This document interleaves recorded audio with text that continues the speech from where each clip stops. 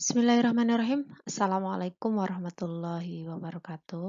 Alhamdulillah kita bisa ketemu lagi. Pada pertemuan kali ini, materi yang akan kita bahas terkait obat anti jamur dan obat diuretika. Oke, apa sih obat anti jamur? Ya, anti jamur intinya gini, anti jamur itu kelompok obat yang berfungsi untuk menyembuhkan infeksi pada tubuh akibat infeksi karena jamur atau fungi. Jadi kalau kalian ada orang bilang fungi itu sama dengan jamur, ya. Sebenarnya gini, jamur itu di tubuh manusia itu wajar terjadi, ya.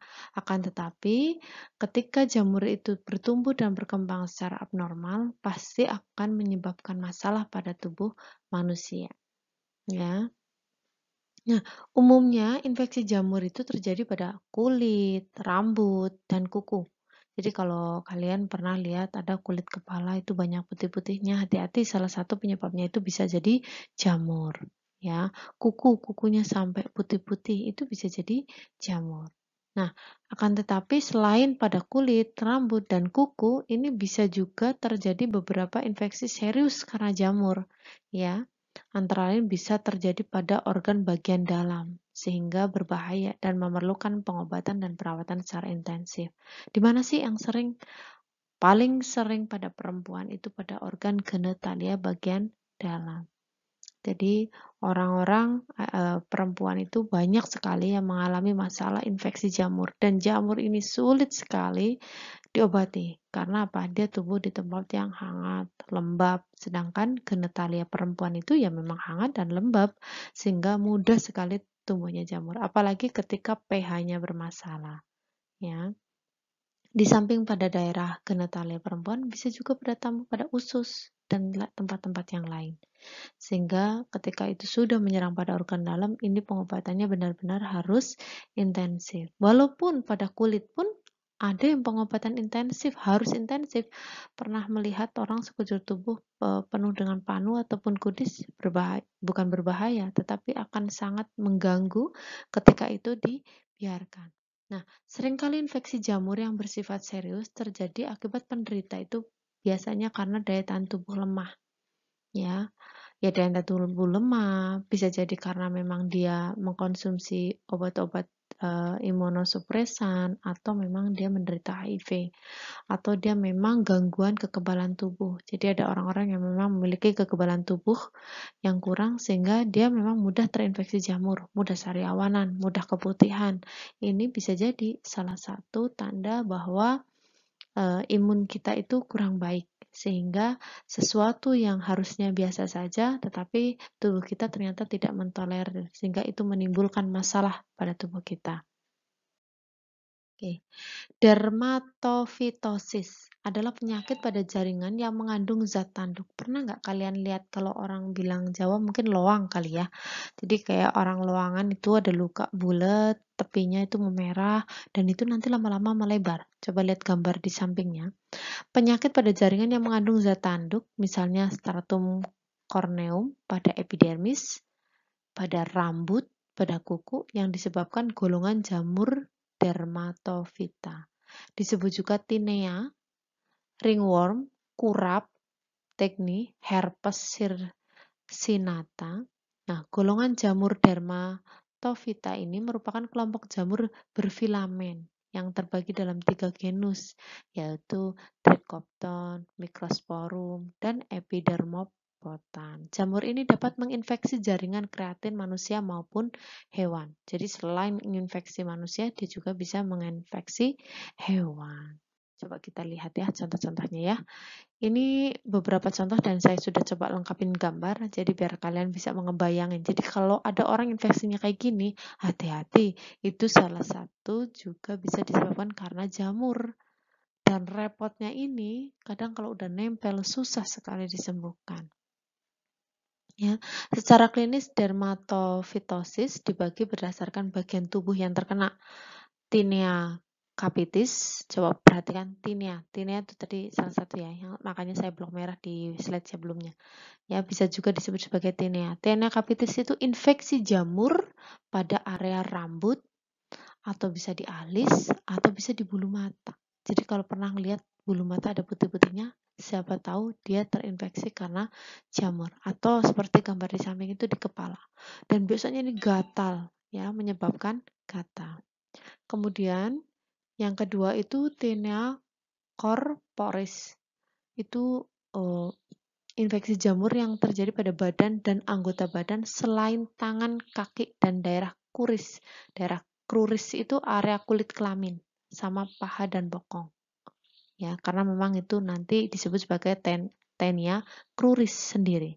Infeksi jamur yang terjadi pada geneta koral, area bokong, atau mungkin di bokongnya, atau pubis. Pubis itu daerah kelamin perempuan yang bertumbuh dengan rambut, itu disebut pubis, atau paha bagian dalam. Itu tinea cruris.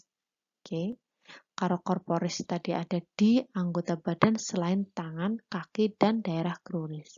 Jadi bisa di wajah, bisa di dada, bisa di tempat lainnya selain tangan, kaki, dan daerah kruris. Yang selanjutnya ini kita akan pelajari tentang tinea yang lain atau infeksi jamur yang lain.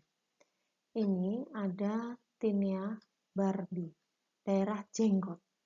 Ya, jadi kalau ada orang jenggotnya mungkin ada infeksi itu merah-merah, kemungkinan bisa jadi dia terkena namanya tinea Barbie. Ya, kemudian ada selain tinea Barbie ada tinea manum. Ini letaknya ada pada tangan, ya, dan telapak tangan. Coba gambarnya diurutin ya. Nomor 4 itu gambar paling atas, kemudian nomor 5 itu gambar yang infeksi pada jamur pada tangan, kemudian ada tinea pedis, itu infeksi jamur terjadi pada telapak kaki ataupun pada area kaki. Yang ketujuh tinea ungulum, itu tinea yang terjadi pada kuku. Coba diperhatikan gambar di samping. Ungium itu kukunya jadi putih-putih, bahkan rusak ya, memutih dan rusak. Itu infeksi jamur itu bisa sampai seperti ini. Nah, walaupun ini nggak terjadi di dalam organ dalam, daerah dalam, kalau udah seperti ini wajib penanganan juga secara intensif. Jika enggak, gampang sekali menyebar. Bahkan saya pernah melihat ya, yang di daerah paha penuh, tangan penuh, punggung penuh, area bokong penuh. Nah, hal ini karena keterlambatan penanganan. Ketika infeksi jamur itu terlambat penanganannya, bisa menjadi masalah kulit yang sangat serius. Ya. Oke, terdapat beberapa kelompok obat anti jamur berdasarkan jenis dan cara kerjanya, yaitu ada anti jamur golongan azol. Ini merupakan anti jamur yang berspektrum luas, artinya dapat membunuh berbagai jenis jamur. Anti jamur golongan azol bekerja dengan cara merusak membran sel jamur. Jika membran sel jamur rusak, maka sel tersebut akan mengalami kematian. Contoh obatnya apa? Ada clotrimazole, fluconazole, ketoconazole, itraconazole, miconazole, variconazole. Yang paling familiar ya ada clotri, fluconazole, miconazole, ketoconazole. Itu memang sering bagi mungkin yang pernah infeksi jamur, entah itu panuan, entah itu kudisan, entah itu infeksi jamur lainnya, ya. Seringkali obat-obatan ini yang diberikan. Coba. Kedua itu golongan echinocodin.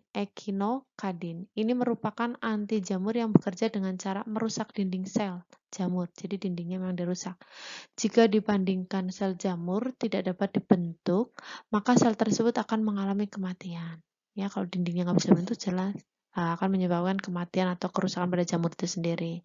Contoh obatnya apa? Ada anidulafungin, ada micofungin. Ya. Yang ketiga ada polini. Anti jamur golongan polini ini dikenal juga sebagai obat antimikotik.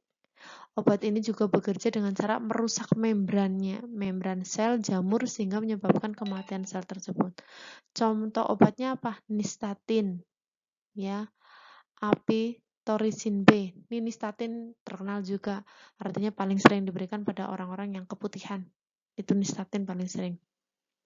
Ya, selain yang telah disebutkan, terdapat juga anti jamur lain yang tidak dapat digolongkan namun juga dapat membunuh jamur, seperti griseofulvin dan terbinafin. Obat anti jamur umumnya dapat diperoleh dalam bentuk topikal, oles, oral. Ini topikal itu berarti dioles ya. Kalau oral itu berarti diminum. Kalau intravena artinya disuntik, bisa lewat infus, bisa lewat injeksi biasa. Atau ovula. Ovula itu yang dimasukkan intravagina. Jadi yang dimasukkan ke dalam kalat kelamin itu namanya ovula. Makanya kan jangan heran ketika bentuknya ovula, itu artinya bentuknya kayak kapsul memanjang putih dan dia bisa leleh yang dimasukkan ke dalam vagina. Oke, selanjutnya obat topikal dan sistemik. Tadi topikal ya, diolesin. Topikal obat klasik yang digunakan sebelum tahun dulu, jadi dari 60 tahunan bersifat kerotolitik dan antimikotik lemah. Ada salpeted, salisilat, benzoat, sulfur, vioform, andesilnat. Golongan ozol bersifat fungistatik dan mempunyai spektrum anti jamur luas, tidak hanya terhadap dermatofit. Contoh obatnya itu ada clotrimazole, miconazole, oxyconazole, econazole, ya. Golongan azol itu banyak sekali di topikal, obat dioles, ya. Kemudian untuk obat yang sistemik itu ada griseofulvin, bersifat fungistatik dan bekerja hanya terhadap dermatofit. Adalah obat untuk melawan infeksi yang disebabkan oleh jamur di kulit kepala, selangkangan atau lipat paha, tinea kuris tadi tuh, dan kuku. Griseofulvin ini mencegah sel jamur berkembang dengan cara mengendap di sel kreatin yang ada di permukaan kulit sehingga menghalangi jamur untuk menyerang kulit. Oke. Obat sistemik ini ada golongan azol juga nih, ya. Ada golongan azol dan itu juga bisa digunakan untuk obat yang sistemik. Nah, sebelum menggunakan obat anti jamur, ini harus hati-hati nih. Siapa saja yang harus hati-hati? Satu, orang yang hamil dan menyusui. Kebanyakan obat anti jamur tidak cocok digunakan oleh ibu hamil dan menyusui. Nah, jadi kalau mau pakai ketika kamu lagi hamil atau ketika pasien kita lagi hamil, hendaknya dikonsultasikan terlebih dahulu dengan dokter jika akan menggunakan obat anti jamur. Yang kedua, orang yang punya alergi hendaknya berkonsultasi terlebih dahulu kepada dokter, ya. Apabila Anda memiliki alergi terhadap benda atau obat tertentu, terutama anti jamur. Ketiga, interaksi antar obat. Jika Anda sedang maksudnya interaksi antar obat itu kalau kamu lagi minum obat lain selain obat anti jamur atau menggunakan obat oles lain selain obat anti jamur, itu juga harus dilihat. Jangan-jangan obat itu punya fungsi yang berlawanan atau kontraindikasi. Sehingga jika Anda sedang menjalani pengobatan dengan obat-obatan tertentu, kemudian ingin mengkonsumsi obat anti jamur, hendaknya mengkonsultasikan terlebih dahulu kepada dokter agar terhindar dari interaksi obat yang berbahaya. Dan yang keempat, itu karena adanya penyakit liver atau penyakit hati atau hepatitis, hati-hati penggunaan obat jamur pada orang yang memiliki gangguan fungsi hati atau penyakit liver, karena dapat memperberat kerusakan hati. Banyak loh kalau kalian baca obat-obatan peringatan untuk orang-orang yang menderita penyakit liver. Jadi jangan berani itu. Jadi jujur ketika kita memang, oh iya saya punya penyakit hati, oh saya punya penyakit hepatitis. Ketika kita mengkonsumsi obat, ada kontraindikasi itu, sebaiknya jangan mengkonsumsi obat tersebut. Karena dikhawatirkan tadi bisa menambah kerusakan fungsi hati atau mungkin memperberat kondisinya. Beberapa efek samping yang dapat ditimbulkan dari obat anti jamur apa saja sih? Ruam itu memerah lah ya. Kemudian gatel, diare bisa loh, ya. Jadi kamu mengkonsumsi obat kemudian jadi diare. Atau tidak merasa tidak nyaman badannya, tidak enak badan, kayak yang greges gitu ya. Bisa jadi itu adalah salah satu efek obat. Kemudian kemerahan pada kulit, ya, kemerahan pada kulit. Bedakan ruam dengan merah, agak sedikit mirip, tetapi kalau ruam itu ada merahnya itu ada yang timbul, bagian timbul, ya. jadi ruam. Kalau cuma hanya merah, merah saja. Kemudian keenam itu nyeri perut. Nyeri perut ini sering terjadi pada pengkonsumsian obat, misalnya bisa intravagina, itu juga bisa jadi menyebabkan nyeri perut. Kalau yang ovulat dimasukkan ke kelamin itu sering menyebabkan nyeri perut. Yang oral itu sering menyebabkan kadang-kadang diare. Tapi ini tidak semua orang merasakan itu, ya. Tidak semua orang. Jadi ada orang-orang yang um, mengkonsumsi obat itu atau menggunakan obat jamur ya biasa saja. Karena namanya efek samping itu ketika ada, kok saya ingin minum ini kok ada kayak gini ya, oh mungkin ini efek sampingnya ini. Sehingga orang akan paham. Gitu. Jadi kamu ketika memberikan obat anti jamur, harus menjelaskan mungkin ini loh efek samping yang bisa terjadi, sehingga ketika ada efek samping orang tidak bingung. Kita kasih beberapa contoh nih, contoh obat-obatan anti jamur dosisnya dan untuk apa sih. Ini nggak semuanya karena banyak sekali obat anti jamur itu, banyak banget. Kita sedikit aja lah ya, saya kasih contoh. Contohnya itraconazole, merek dagangnya ada itraconazole, itu vinitrazole, itazole, micotrazole, sporonazole, spora, itu banyak banget ya. Ini mencegah infeksi jamur mikosis pada orang dengan daya tahan tubuh yang rendah. Ya, orang yang daya tahan tubuhnya rendah, biasanya mereka dikasih obat-obatan golongan ini. Mungkin bisa jadi orang-orang yang infeksi HIV, itu sering sekali, mudah sekali terinfeksi jamur. Atau orang-orang yang gangguan dengan sistem imun tadi, yang daya tahan tubuhnya rendah. Ya, ini obat-obatannya. Gampang sariawan, gampang radang tenggorokan, yang disebabkan jamur, gampang keputihan, ya. Itu salah satunya. Kemudian oral, dosisnya itu 100 sampai 200 mg. Makanya coba perhatikan. Contoh di bawah ada yang dosis 100, ada yang dosis 200. Nah, ini digunakan 1 sampai 3 kali sehari tergantung dari berat penyakitnya. Nah, intravenal juga bisa dikasih, jadi bisa lewat injeksi juga 2 kali sehari untuk hari pertama, dilanjutkan 200 mg sekali sehari sampai hari ke-14. Tuh. Contoh penggunaan itraconazole nih, misalnya ada Tinea corporis, buka lagi tuh, ada Tinea curis yang tadi tuh, yang di paha, infeksi jamur yang di area paha, area genitalia gitu-gitu ya. Itu dosisnya bisa 100 mg per hari selama 15 hari atau 200 mg per hari selama 7 hari. Ada Tinea pedis, infeksi jamur pada area Tinea pedis ya. Itu bisa oral, dosisnya 100 mg per hari selama 30 hari atau 200 mg per hari selama 7 hari. Jadi ketika kamu mengkonsumsi obat, kamu perhatikan ini obat jamur, mungkin nanti kalau kamu bersentuhan dengan ini, kamu harus baca ini obat golongan mana ya, saya harus mengkonsumsinya berapa lama, kemudian dosisnya berapa ya. Kondisi jamur kuku ya, mungkin ini agak jarang terjadi, tapi saya beberapa kali melihat sering terjadi pada orang yang sudah tua. Itu infeksi jamurnya pada kuku-kukunya putih-putih. Itu bisa dikonsumsi, dosisnya 200 mg per hari selama 3 bulan. Ingat, pengobatan jamur itu harus tuntas. Kalau minum obat jamur berhenti, malah dia menjadi resisten. Nih, resisten. Resisten itu jadi kebal. Nggak bisa diobatin pakai obat jamur itu lagi. Yang kedua, kondisi panuan. Kalau panu familiar ya. Panuan itu orang yang kayak putih-putih, tumbuh putih-putih. Itu juga penyebabnya jamur. Kalau keringetan pasti gatal. Dosisnya apa? Oral 200 mg per hari selama 7 hari. Jadi kalau minum panuan itu ya 7 hari diminum.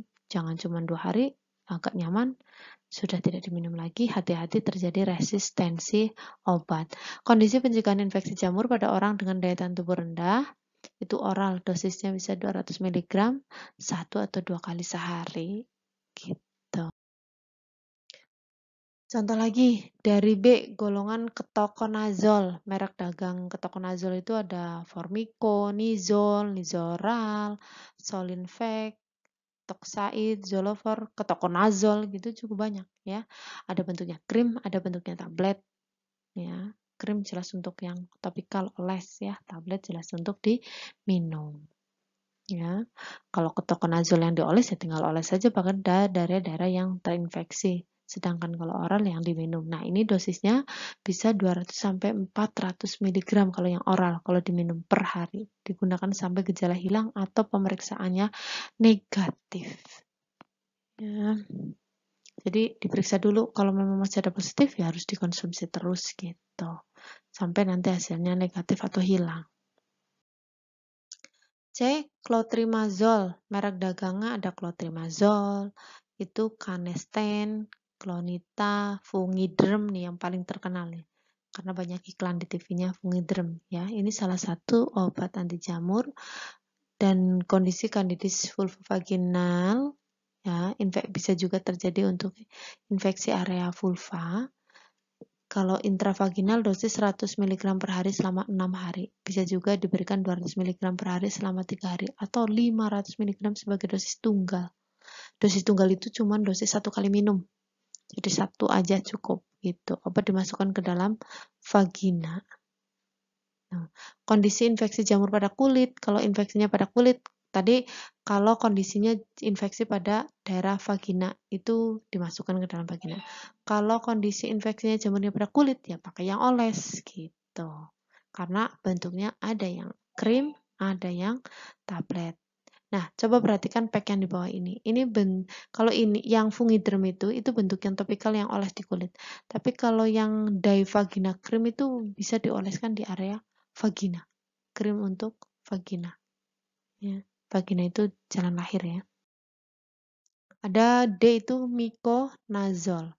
Merek dagang dari Miconazole itu Funtas, Locoris, Micorin, Micozol. Nah, contohnya buat apa? Kondisi infeksi pada jamur kulit misalnya. Kalau jamur kulit ya sama.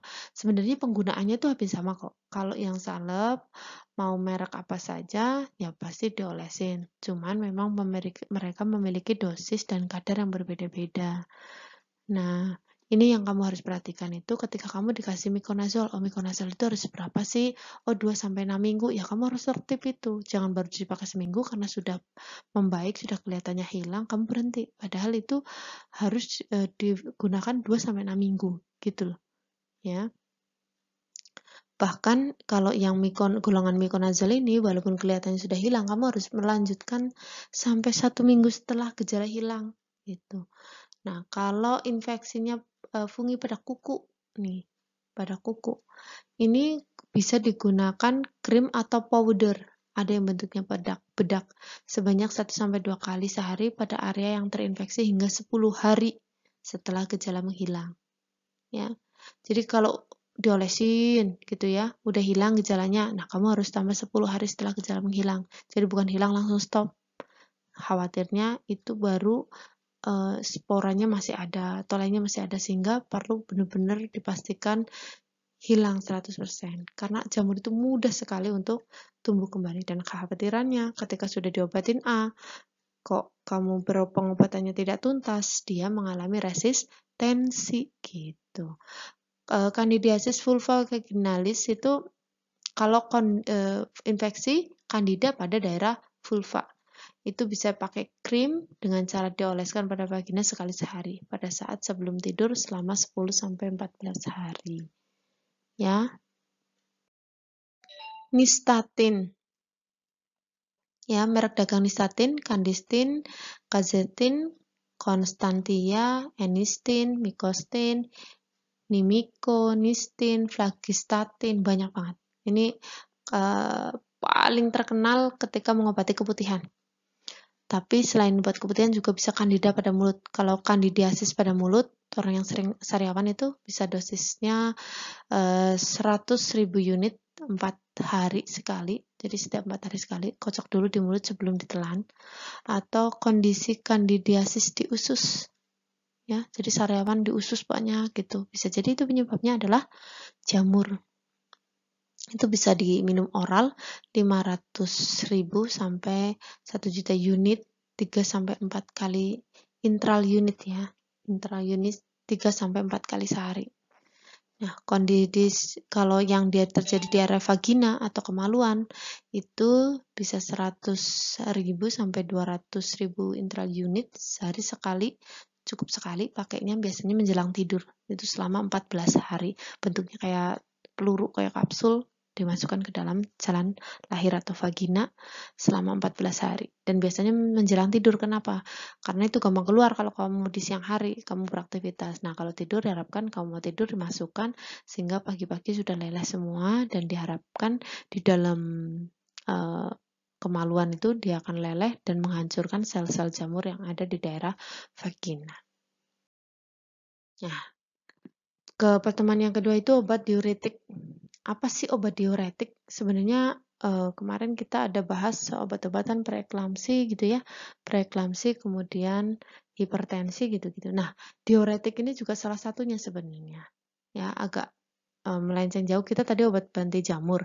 Sekarang kita obat diuretik. Diuretik kemarin sudah sedikit kita bahas di obat-obatan anti hipertensi pada pertemuan sebelumnya. Jadi diuretik itu obat yang berfungsi untuk membuang kelebihan garam dan air dari dalam tubuh melalui urin. Jumlah garam terutama natrium yang diserap kembali oleh ginjal akan dikurangi. Natrium tersebut akan ikut membawa cairan yang ada di dalam darah sehingga produksi urin bertambah. Oke. Ya. Setelah kita belajar anti jamur, kita coba fokus untuk belajar obat diuretik. Nah, obat diuretik ini agak kesamaan dengan obat-obatan hipertensi karena memang fungsinya ke arah sana. Ya, obat-obatan preeklamsi, obat-obatan hipertensi itu ke arah sana. Mungkin kemarin kita sudah bahas, jadi di sini hanya akan saya ulas aja sedikit. Nah, akibatnya cairan tubuh akan berkurang dan tekanan darah akan turun, ya kan?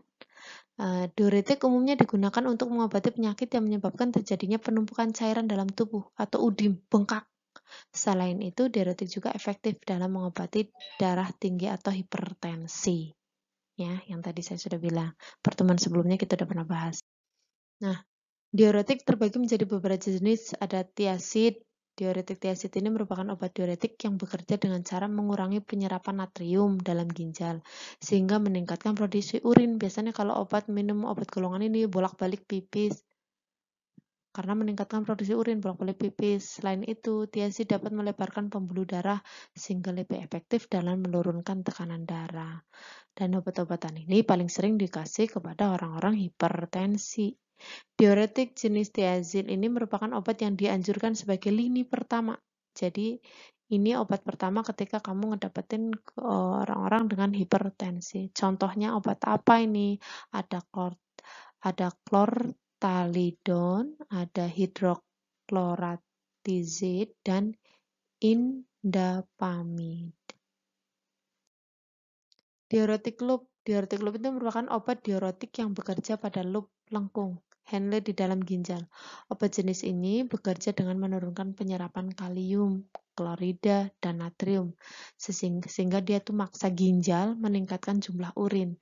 Dengan produksi urin yang meningkat, diharapkan tekanan darah akan turun, serta kelebihan cairan yang menumpuk di dalam tubuh dan paru-paru akan berkurang. Biasanya diberikan kepada orang-orang yang mungkin sudah terjadi penumpukan cairan bukan sekedar pada tubuh biasa ya, tetapi sudah pada paru-paru sehingga obat-obatan ini biasanya sudah disarankan. Diuretik hemat kalium ini merupakan jenis diuretik yang mengakibatkan meningkatnya volume cairan. Nah, ini hati-hati kalau misalnya dia udah terjadi penumpukan volume cairan pada paru atau di mana, ini nggak boleh dikasihkan karena dia justru meningkatkan volume cairan dan natrium dalam urin tanpa ikut membawa kalium keluar dari tubuh. Diuretik hemat kalium tepat digunakan untuk mencegah hipokalemia. Nah, bahaya juga soalnya kalau kaliumnya terlalu drop ya, sehingga memang ini obat-obatan cocok untuk dikasihkan untuk mencegah hipokalemia. Contoh diuretik ini antara amyloid, epilorens, spironolactone, dan triamcinolone. Penghambat karbonat anhidrase, obat diuretik jenis ini bekerja dengan cara meningkatkan konsentrasi asam bikarbonat, natrium, kalium, dan air yang dikeluarkan dari ginjal. Menghambat karbonat digunakan untuk menurunkan jumlah cairan di dalam bola mata dan terkadang mengatasi penyakit akibat ketinggian. Salah satu contohnya obat ini adalah acetazolmid.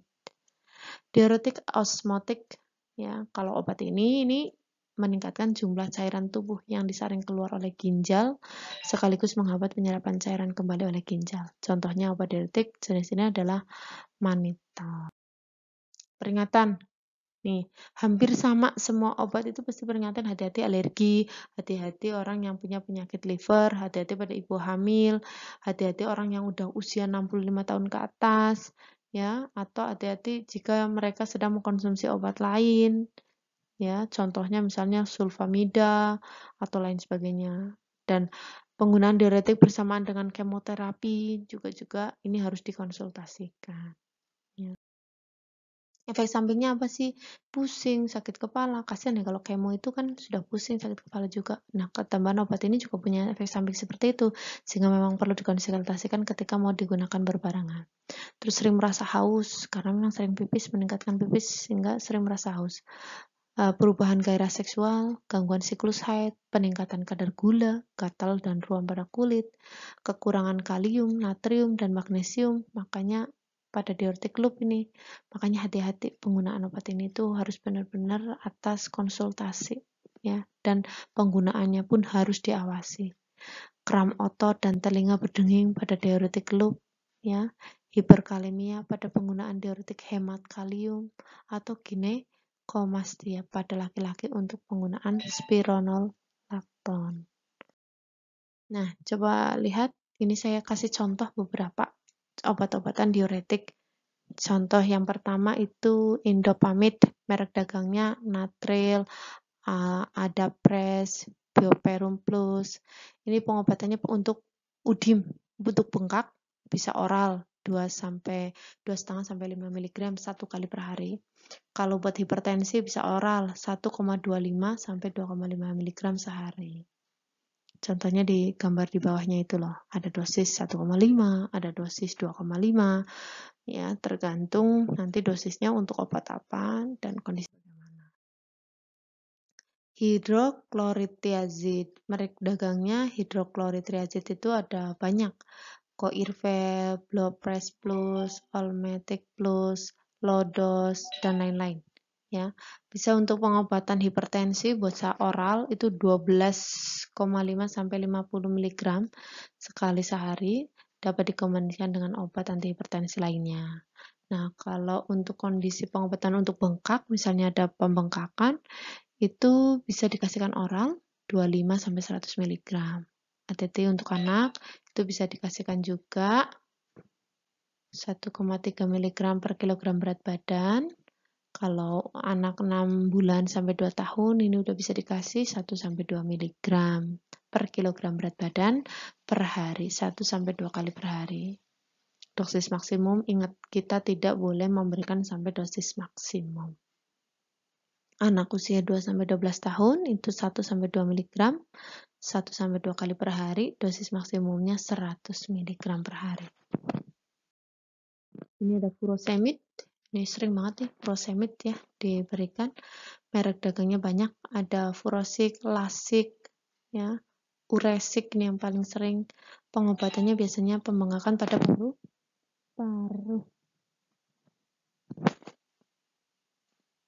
Ya, kondisi pengobatan udara paru intravena itu dosis 40 mg diberikan melalui suntikan di pembuluh darah vena. Dosis dapat ditambah hingga 80 mg jika perlu loh. Kondisi pengobatan edema yang berhubungan dengan gagal jantung. Nah, ini orang-orang yang biasanya punya masalah pembengkakan pada paru-paru, pada gagal jantung, ini sudah pakai area obat ini. Ya. Walaupun bisa juga untuk kondisi pengobatan hipertensi itu paling bawah itu. Itu bisa diberikan oral 40 sampai 80 mg. Dapat dikombinasikan dengan obat hipertensi lainnya sesuai dengan kebutuhan. Ya. Mungkin itu untuk pertemuan kali ini. Silahkan kalau nanti ada pertanyaan, kalian bisa diskusikan di grup. Pertemuan kali ini saya cukupkan. Kurang lebihnya saya mohon maaf. Wabillahi taufiq wal hidayah. Wassalamualaikum warahmatullahi wabarakatuh.